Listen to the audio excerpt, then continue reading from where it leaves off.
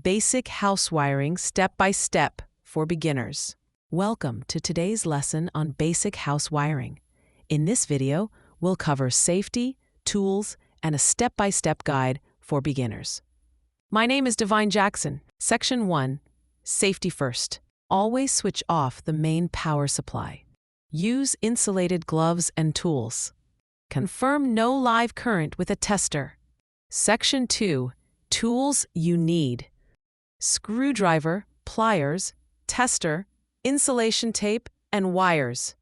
Section 3. Wiring steps. Step 1. Plan the wiring layout. Step 2. Fix socket/switch boxes in the wall. Step 3. Run wires through conduit pipes. Step 4. Connect live, neutral, and earth properly. Step 5. Connect to the distribution board. Section 4. Testing and maintenance. Double-check connections. Switch on the power. Test each socket switch with a tester. Thanks for watching. Subscribe for more tutorials on electrical installation and maintenance.